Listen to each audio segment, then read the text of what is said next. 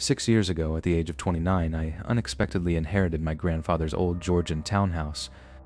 While the house was a blessing, my bank account was empty, and the reality of property taxes quickly set in.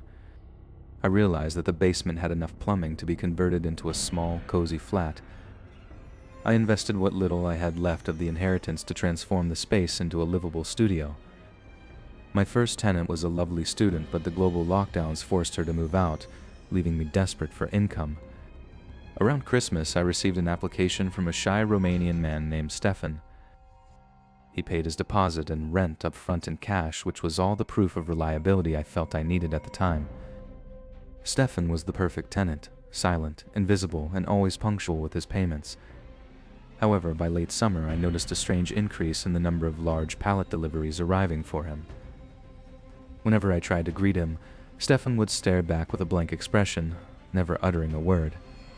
One day, I signed for a massive package on his behalf, and his reaction was one of pure, accusatory panic. He demanded to know if I had opened it, his voice trembling with a strange mix of fear and anger. Shortly after, I encountered a nervous, red-headed man lingering in my driveway for no apparent reason. When I asked if I could help him, he jumped as if he'd seen a ghost and bolted out into the street. I told Stefan about the intruder, and for the first time I saw a flicker of genuine recognition in his eyes. He denied knowing the man, but his immediate retreat into the basement told a very different story. Weeks passed without another incident, and I began to forget about the strange visitor and the pallets. One Friday night, I went out for a few drinks with friends and returned home feeling quite sociable and tipsy. As I entered my living room, I heard the faint, rhythmic thump of loud electronic music coming from below. It was the first time I'd ever heard Stefan make any noise, and I wondered if he was finally having a party. The kitchen was empty, so I assumed the gathering was confined to his bedroom. I went back inside, made myself some food, and settled in to finish my last beer for the night. When the TV went off, the silence of the house was broken by a sound that wasn't music, it was a scream. I knelt on the floor, ear to the boards, and the muffled shouting turned into a desperate, blood-curdling screech. Adrenaline wiped away the alcohol as I sprinted outside and down the stairs to Stefan's door. I shouted his name and kicked the door with all my might until the wood finally splintered and gave way. The screaming was deafening now, drowning out the bassy thump of the EDM music still playing in the background. I rushed into the bedroom and saw a man sitting against the wall, his neck bound by a short, heavy restraint. He begged me to get it off him, but then my eyes drifted to the other side of the room. Stefan lay on the floor, naked and motionless, surrounded by a pool of blood so thick it looked like mud. I realized the man in the restraint was the ginger stranger, and I feared he would kill me if I set him free. I bolted back to my house and called the police, my voice shaking as I described the carnage below.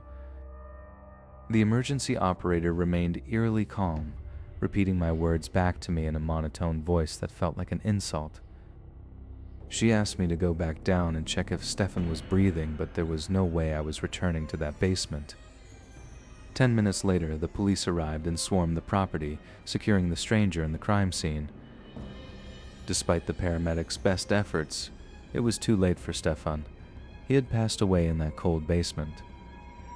For 10 days, my home was a circus of forensic teams and detectives uncovering the dark details of Stefan's hobby. The IKEA furniture pallets turned out to be custom-made torture and restraint devices Stefan had been collecting all summer. The ginger stranger claimed it was a role-play game gone wrong, that he had kicked Stefan in self-defense, causing him to fall on his own knife. The investigation concluded it was an accidental death, and no charges were ever brought against the man. Now I'm left living in a house where a man was murdered, forever wondering about the true nature of the tenant beneath my feet. The echoes of the basement tragedy still lingered in my mind as I tried to pivot back to the high-stakes world of luxury real estate. I had spent years building a reputation for selling the most exclusive penthouses in the city's gleaming towers.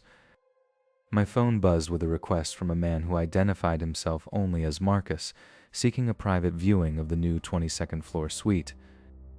He sounded soft-spoken on the phone, the kind of unassuming voice you associate with a dedicated computer programmer. I arrived at the glass and steel monolith early to ensure every detail of the apartment was perfect for the showing. The elevator chimed and a man stepped out wearing an oversized hoodie and thick-rimmed glasses. I extended my hand with a practiced smile, welcoming him to what I called the crown jewel of the building. Marcus didn't return the gesture, instead staring past me at the sprawling view of the city below. He walked slowly toward the glass, his footsteps echoing unnervingly on the polished hardwood floors.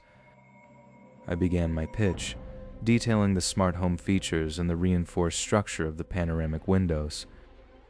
He interrupted me with a question about the exact breaking point of the tempered glass. I laughed nervously, assuming he was interested in the engineering specs common among tech clients. Marcus turned to me, and for the first time I noticed his eyes were wide and completely bloodshot. He whispered that the world looked like a simulation from this height, and he wanted to see it glitch. A cold shiver raced down my spine as he reached into his hoodie pocket. He pulled out a heavy metal heavy-duty screwdriver and began scratching a deep line into the glass. I told him firmly that he was damaging the property and that we needed to leave immediately. Marcus laughed, a high-pitched sound that didn't match his frail frame at all. He lunged toward me, blocking the only exit to the hallway with surprising speed. I scrambled backward, my heels clicking frantically against the floor until I hit the glass wall. He told me that gravity was just a suggestion and he was going to prove it by throwing me over. I looked at the 22-story drop behind me and felt the vibration of the wind against the pane.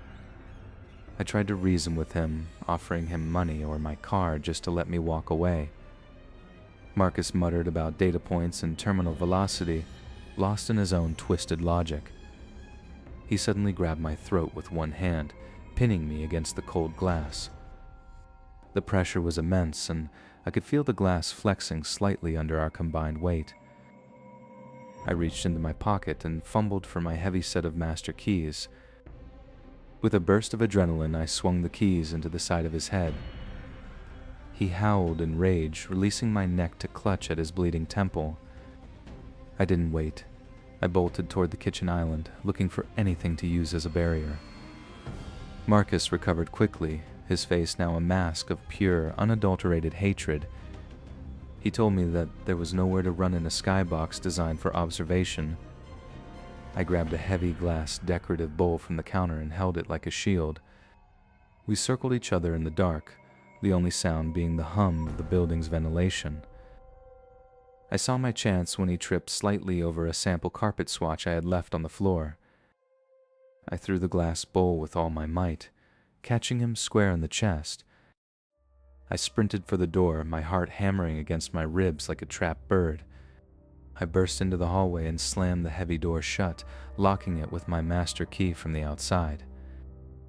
From inside the room, I heard the rhythmic thud of the screwdriver hitting the glass over and over again. I called the police, my voice trembling as I described the madman trapped on the 22nd floor. When they finally arrived and breached the door, the apartment was eerily silent. They found the panoramic windows shattered, a jagged hole looking out into the empty night sky. But when they looked down at the street below, there was no body to be found. On the floor lay Marcus's glasses and his hoodie, neatly folded as if he had simply vanished into thin air. My phone suddenly buzzed in my hand, displaying a text from an unknown number. The message read, "The simulation has a backup, Elena. I'll see you at the next viewing." I looked up to see the elevator lights moving, heading down to the lobby where I had left my car. As the terror of the high-rise began to fade into a legal nightmare, I realized that some tenants never really leave. Little did I know, the horrors of property management were only beginning to spread to the most vulnerable corners of the city. Far across town, a handyman was about to open a door to a smell that would haunt him for the rest of his life. The handyman stood before the peeling wooden door as the stench of chemical rot seeped through the cracks. He pressed a damp cloth over his nose, trying to block out the sharp, acrid smell of industrial adhesive.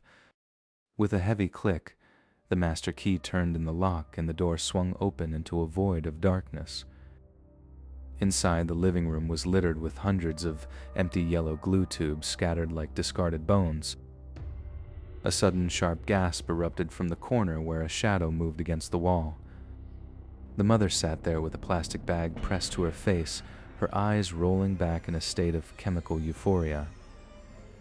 She didn't even recognize him as a person, seeing only a hallucination born from the toxic fumes. The handyman backed away slowly as she began to laugh, a high-pitched, rhythmic sound that chilled his blood. He realized then that the children had been gone for days, leaving only this shell of a woman behind. Weeks later, a different kind of nightmare awaited a specialized cleanup crew across the city. They had been hired to clear out a biohazard unit left behind by a long-term tenant. The leader of the crew noticed something strange about the furniture as they began their work. In the center of the master bedroom stood a custom-built wooden crib, large enough to hold a full-grown man. The floor surrounding the giant crib was littered with thousands of used adult diapers piled high against the walls. A massive industrial-sized baby bottle sat on the nightstand, crusted with the dried remnants of spoiled milk. The crew realized that the tenant had been living a secret, regressive life of absolute filth for years. This was the reality of the rental world, where behind every door lies a potential descent into madness. The handyman from the first story eventually quit his job, unable to scrub the smell of glue from his memory. He often wondered if the mother ever found the clarity she lost in those plastic bags.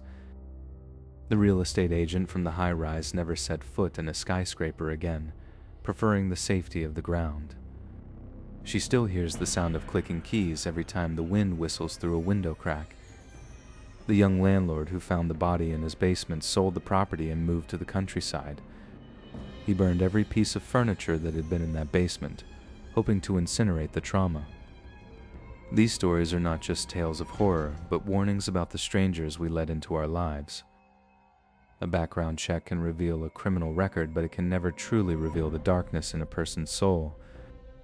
Sometimes the most dangerous people are the ones who pay their rent on time and never make a sound. The big baby tenant was never seen again, vanishing into the city with his disturbing needs. The cleanup crew spent 3 days sanitizing the unit, but the psychological stain remained. Every scrape of the brush felt like it was etching the memory deeper into their minds. Renting a home is an act of trust, a bridge built between two lives that can easily collapse. For the victims in these stories, that bridge led straight into a personal hell. As the city sleeps, thousands of these dramas are playing out behind locked doors. Next time you hear a strange thud from the apartment above, remember these chronicles. It might just be the pipes, or it might be something far more sinister than you can imagine. We close the ledger on the Tenant Chronicles, leaving the ghosts of these homes to rest in the shadows. Peace has finally returned to the properties, even if the memories remain etched in the wood and stone. Safety is a fragile thing, often held together by nothing more than a lease and a prayer. We move forward, wiser and more wary of the shadows that inhabit our sanctuaries. But the cycle of the rental market never truly ends, and new stories are being written every day. Sleep well tonight and make sure your doors are locked tight.